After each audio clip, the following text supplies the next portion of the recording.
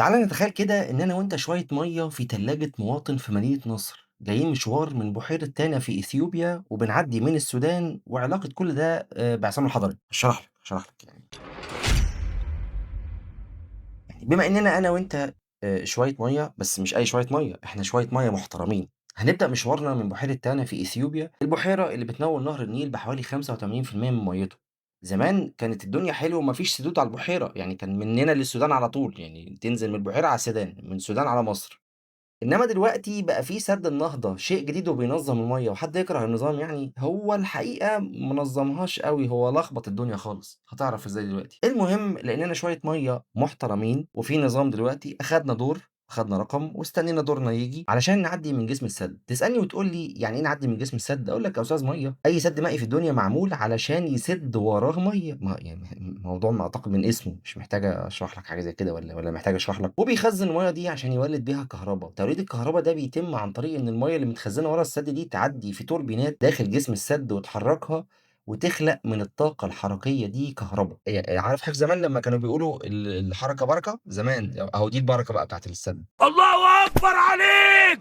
ايه الحلاوه دي؟ أي سد دي البركة بتاعته. المفروض طبقًا لكل السدود اللي في الدنيا إننا نجري منه بعد انتظار لفترة محددة، بس بعد ما أخدنا دور واستنينا في الخزان المفروض إننا كنا نطلع بدري شوية، لقينا نفسنا طوّلنا شوية والتخزين زاد علينا أوي، المَيّة فضلت تتكدس وتملى الخزان، تملى الخزان، تملى الخزان، وده عمل مشكلتين. أولًا الناس دي ما كانتش عاملة حسابها إن في واحد في مدينة نصر قرّب يفتح التلاجة ولو ما لقاش مَيّة هتبقى مشكلة، وده لإن مصر والسودان هي في دولة المصب، يعني لازم تفتح المَيّة من المنبع علشان توصّله عندك. النيل مش بتاعك لوحدك. ثانيًا إنك بتملى السد بسرعة كبيرة جدًا من غير ما تحسبها صح، وده خطر جدًا، لإن القدر ممكن يفاجئك، وللأسف المفاجأة حصلت فعلًا. بينما أنا وحضرتك يا أستاذ مَيّة متخزنين ورا السد، موسم الأمطار بدأ في أثيوبيا وطوّل شوية. يعني بُص هو الصراحة هو طوّل أوي، يعني هو طوّل زيادة الحقيقة يعني. في أثيوبيا لقت السد بيتملي بسرعة والمَيّة بتزيد عليه، فممكن تأثّر على جسم السد. قال لك إيه، لأ سد النهضة، لأ ده ممكن يُقع. نفتح بقى كل مخارج الطوارئ عشان نحافظ على جسم السد. المَيّة اللي خرجت من السد في يوم واحد 7 أضعاف اللي كانت بتخرج منه في العادي. الموضوع استمر أيام والمَيّة اندفعت بسرعة رهيبة جدًا ناحية السودان، وده اتسبب في غرق أراضي وقرى كاملة في السودان. المهم بعد ما كل السدود فتحت نروح على فين أنا وأنت؟ أم الدنيا مين والّا في زيها فين؟ بلدي لحباب العين، لأ وأكتر من كده. السد العالي بقى خد بالك ده أكبر سد في سكتنا إحنا كشوية مَيّة يعني. بحيرة ناصر الصناعية اللي ورا جسم السد بتشيل لغاية 163 مليار متر مكعب من المَيّة، يعني تستوعب كل اللي جاي ده وزيادة. ورغم كده إن في أراضي طرح النهر كتير غرقت. ليه؟ لإن المَيّة اللي اتفتحت من السد العالي ناحية أراضي الطرح عشان يحافظوا على جسم السد نفسه، والخوف مش من كمية المَيّة، الخوف من اندفاعها. ما فيش سد في الدنيا مصمم إنه يقف قدام اندفاع مَيّة ضخم بالشكل ده. يعني حاجة كده شبه عصام الحضري لمّا يقف جون ويصُد ضربات الجزاء، هو جوّه الجول بمساحته دي، إنما لو كبّرت الجول على الآخر مش هيقدر، وده لإن كل حاجة ليها حدود. السد بيحمي بس في حدود المعقول، وعشان كده مصر كانت عاملة حسابها وفرّغت جزء من المنسوب اللي ورا السد قبل الفيضان عشان تقلل الضرر، واختاروا أقل الخساير اللي هي أراضي الطرح، اللي هي أصلًا مفيض طبيعي للنهر من زمان لمّا كانت المَيّة بتزيد. وللأسف الشديد في ناس كانت زارعة وبتسكن الأراضي دي، وده عمل لهم ضرر كبير جدًا. حضرتك تيجي تسألني وتقول لي طب ما هو أراضي طرح النهر دي الناس استولوا عليها، هاقول لك يا أستاذ مَيّة أنا وأنت مجرد نقط مَيّة، فهي محترمة جدًا يعني، بس ما تدخلناش في السياسة. المهم نكمل الرحلة يا أستاذ عشان نوصل لآخر خطوط النيل في القاهرة، نقدر أخيرًا نوصل للتلاجة اللي في مدينة نصر. الراجل فتح إزازة وشرب وقال يا سلام، وإحنا كشوية مَيّة بصينا لبعض. كانت رحلة طويلة أوي بس أهم حاجة إننا وصلنا سالمين. وهنا لازم نقف لحظة ونقول الحقيقة زي ما هي. الجانب الإثيوبي من قلة خبرته في تشغيل السد ومن ضعف الإدارة ما عرفش يتحكم في كمية المَيّة المخزونة صح. الموضوع مش سد وخلاص، أنت عايز تعمل كهربا وتصدر كهربا ما يبقاش على حساب الناس، دي منظومة معقدة محتاجة تشغيل علمي محسوب مش قرارات وقتية. وبدل ما المَيّة تبقى نعمة بقت نقمة على ناس غلبانة في السودان اتغرقت بيوتهم واتلفت محاصيلهم. خد بالك في كام واحد عنده حلم في محصول والمحصول ده غرق، دي مشكلة كبيرة. أنت مش من حقك تفتح المَيّة بمزاجك وتقفلها على مزاجك، ما ينفعش يكون هدفك في أي مشروع إنك تعطش إنسان أو تغرقه. المَيّة مش سلاح، المَيّة حياة. وطبعًا أنا وأنت كشوية مَيّة محترمة اتعلمنا إن المَيّة زي الحارس الأمين،